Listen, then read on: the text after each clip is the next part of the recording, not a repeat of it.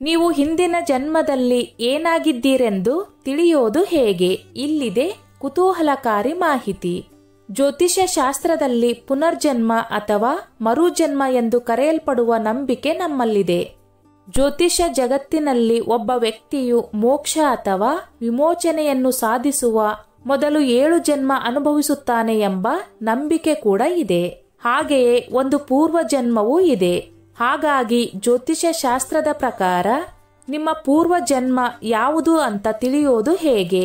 ಈ ಕುರಿತು ಇಲ್ಲಿದೆ ಮಾಹಿತಿ. ಪೂರ್ವ ಜನ್ಮದ ಬಗ್ಗೆ ಯಾವುದೇ ವೈಜ್ಞಾನಿಕ ಪುರಾವೆಗಳಿಲ್ಲದಿದ್ದರೂ ಜ್ಯೋತಿಷ್ಯವು ಈ ಕಲ್ಪನೆಯನ್ನು ಸ್ವೀಕರಿಸುತ್ತದೆ ಮತ್ತು ಅದರ ರಹಸ್ಯಗಳ ಮೇಲೆ ಬೆಳಕು ಚೆಲ್ಲುತ್ತದೆ. ಕೆಲವೊಮ್ಮೆ ಅವರ ಮೊದಲ ಭೇಟಿಯಾಗಿದ್ದರೂ ಸಹ ಅವರು ಬಹು ಹಿಂದೆ ನಮಗೆ ತಿಳಿದವರು ಎನ್ನುವ ಭಾವನೆ ಮೂಡುತ್ತದೆ. ನೀವು ಕೆಲವೊಮ್ಮೆ ಯಾರನ್ನಾದರೂ ಭೇಟಿಯಾದ ಸಂದರ್ಭದಲ್ಲಿ ಈ ರೀತಿ ಭಾವನೆ ಮೂಡಿದರೆ ಹಿಂದಿನ ಜನ್ಮದಲ್ಲಿ ಅವರ ಜೊತೆ ನಂಟು ಹೊಂದಿದ್ದೀರಿ ಎಂದು ತೋರಿಸುವ ಲಕ್ಷಣಗಳು ಇಲ್ಲಿವೆ. ಅವುಗಳ ಕುರಿತು ಹೆಚ್ಚಿನ ವಿವರ ಇಲ್ಲಿದೆ ನೋಡಿ. 1. ತತ್ಕ್ಷಣದ ಸಂಪರ್ಕ.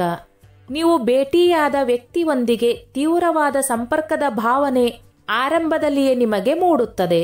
ನೀವು ಅವರೊಂದಿಗೆ ದೈಹಿಕ ಅಥವಾ ಭಾವನಾತ್ಮಕ ಸಂಪರ್ಕವನ್ನು ಅನುಭವಿಸಬಹುದು.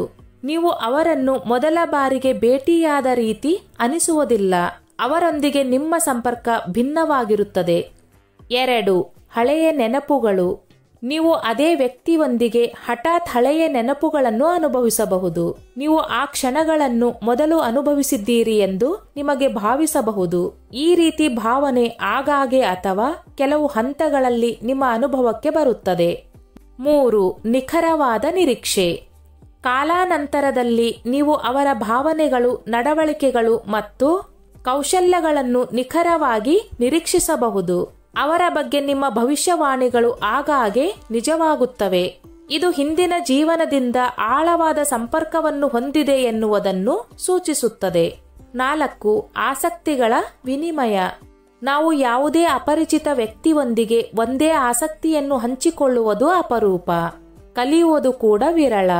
ಆದರೆ ನೀವು ಒಂದೇ ರೀತಿಯ ಆಸಕ್ತಿಗಳು, ಹವ್ಯಾಸಗಳು, ಭಾವೋದ್ರೇಕಗಳು ಅಥವಾ ಮೌಲ್ಯಗಳನ್ನು ಹಂಚಿಕೊಳ್ಳಬಹುದು. ಅಥವಾ ಅದೇ ಸಾಮರ್ಥ್ಯಗಳು, ದೌರ್ಬಲ್ಯಗಳು, ಸವಾಲುಗಳು ಅಥವಾ ಗುರಿಗಳನ್ನು ಹೊಂದಿರಬಹುದು. 5. ಅಪರಿಚಿತರು ಎನ್ನುವ ಬಲವಾದ ಭಾವನೆ. ಹೊಸಬರು ಅಥವಾ ಅಪರಿಚಿತ ವ್ಯಕ್ತಿ ಎಂದು ತಿಳಿದರೂ ಸಹ ನೀವು ಅವರೊಂದಿಗೆ ಈ ಮೊದಲು ಎಲ್ಲೋ ನೋಡಿದ್ದೀನಲ್ಲ ಎಂಬ ಭಾವನೆ ನಿಮಗೆ ಮೂಡುತ್ತದೆ. ಇದು ಯಾರಿಗಾದರೂ ಘಟಿಸಬಹುದಾದ ಸಾಮಾನ್ಯ ವಿಷಯವಾಗಿದೆ. ಆದರೆ ಇದು ಹಿಂದಿನ ಜೀವನದ ಸಂಪರ್ಕದ ಸಂಕೇತವೂ ಆಗಿರಬಹುದು.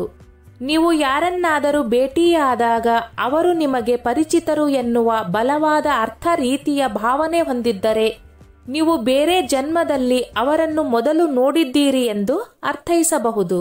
ನೀವು ಅವರ ಮುಖವನ್ನು ನೋಡಿದ್ದೀರಿ, ಅವರ ಧ್ವನಿಯನ್ನು ಕೇಳಿದ್ದೀರಿ ಅಥವಾ ಅವರ ಉಪಸ್ಥಿತಿಯಲ್ಲಿ ನೀವು ಯಾವುದೇ ತಾರ್ಕಿಕ ವಿವರಣೆಯನ್ನು ಹೊಂದಿಲ್ಲದಿದ್ದರೂ ಸಹ ಆ ರೀತಿ ಭಾವಿಸಬಹುದು.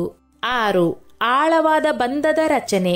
ಕೆಲವು ಜನರು ನಿಮ್ಮೊಂದಿಗೆ ಬಹಳ ಕಡಿಮೆ ಸಮಯದಲ್ಲಿ ಆಳವಾದ ಬಂಧಗಳನ್ನು ಸೃಷ್ಟಿಸುವುದನ್ನು ನೀವು ಗಮನಿಸಬಹುದು. ಇದು ಕೆಲವೊಮ್ಮೆ ಸಂಭವಿಸುತ್ತದೆ. ಇದರಿಂದ ನೀವು ಸಾಮಾನ್ಯ ಆಸಕ್ತಿಗಳು, ಹವ್ಯಾಸಗಳು, ಕ್ಷೇತ್ರಗಳು, ಕೌಶಲ್ಯಗಳು ಮತ್ತು ಹಾಸ್ಯ ಪ್ರಜ್ಞೆಯನ್ನು ಹಂಚಿಕೊಳ್ಳಬಹುದು. 7. ಭಾವನೆಗಳ ಪ್ರಚೋದನೆ. ಅಪರಿಚಿತರು ನಿಮ್ಮ ಭಾವನೆಗಳನ್ನು ಧನಾತ್ಮಕವಾಗಿ ಅಥವಾ ಋಣಾತ್ಮಕವಾಗಿ ಪ್ರಚೋದಿಸುವ ಸಾಮರ್ಥ್ಯವನ್ನು ಹೊಂದಿದ್ದರೆ ಅವರು ನಿಮ್ಮ ಹಿಂದಿನ ಜೀವನದ ಅನುಭವಗಳೊಂದಿಗೆ ಸಂಪರ್ಕ ಹೊಂದಿರಬಹುದು ಎಂದು ಸೂಚಿಸುತ್ತದೆ. ನಿಮ್ಮ ಭಾವನಾತ್ಮಕ ಪ್ರತಿಕ್ರಿಯೆಯ ತೀವ್ರತೆಯು ಆಳವಾದ ಸಂಪರ್ಕದ ಸಂಕೇತವಾಗಿರಬಹುದು. 8. ಟೆಲಿಪಥಿಕ್ ಸಂಪರ್ಕ. ಆಯ್ದ ಕೆಲವೇ ವ್ಯಕ್ತಿಗಳೊಂದಿಗೆ ನೀವು ನಿಜವಾಗಿಯೂ ನೀವೇ ಆಗಿರುವ ರೀತಿಯಲ್ಲಿ ಇರುವುದಕ್ಕೆ ಸಾಧ್ಯ. ನಿಮ್ಮ ಉಪಸ್ಥಿತಿಯ ಬಗ್ಗೆ ಅವರಿಗೆ ಭಾವನೆ ಮೂಡಿಸಲು ಅವರೊಂದಿಗೆ ಉತ್ತಮ ಮಾತುಕತೆಯನ್ನು ಪ್ರಾರಂಭಿಸುವ ಅಗತ್ಯವಿಲ್ಲ. ನಿಮ್ಮ ನಡವಳಿಕೆಯೇ ಅವರಲ್ಲಿ ಅಂತಹದೊಂದು ಭಾವನೆ ಸೃಷ್ಟಿಗೆ ಕಾರಣವಾಗುತ್ತದೆ. ಅಂತಹ ವ್ಯಕ್ತಿಯೊಂದಿಗೆ ನೀವು ಅತ್ಯಂತ ಆರಾಮದಾಯಕ ಕ್ಷಣಗಳನ್ನು ಕಳೆಯುತ್ತೀರಿ, ಸಾಕಷ್ಟು ಸಂತೋಷವಾಗಿರುತ್ತೀರಿ. ಇದು ಕೂಡ ಪೂರ್ವ ಜನ್ಮದ ಸಂಬಂಧವನ್ನು ಸೂಚಿಸುವ ಒಂದು ಸೂಚನೆಯಾಗಿದೆ. ಸ್ನೇಹಿತರೆ, ಈ ನನ್ನ ಮಾಹಿತಿ ನಿಮಗೆ ಇಷ್ಟವಾಗಿದ್ದಲ್ಲಿ ದಯವಿಟ್ಟು ಶೇರ್ ಮಾಡಿ, ಲೈಕ್ ಮಾಡಿ ಮತ್ತು ಸಬ್ಸ್ಕ್ರೈಬ್ ಮಾಡಿ.